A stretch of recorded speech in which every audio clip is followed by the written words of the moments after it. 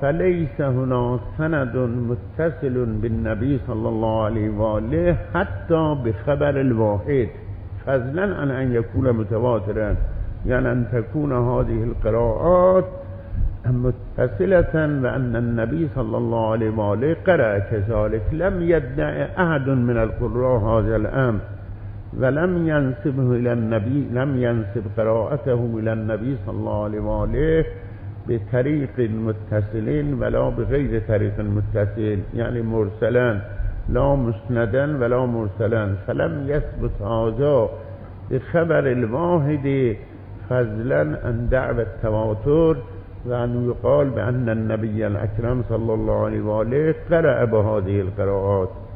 بل إن هذه القراءات لم تثبت متواترا حتى من القراء.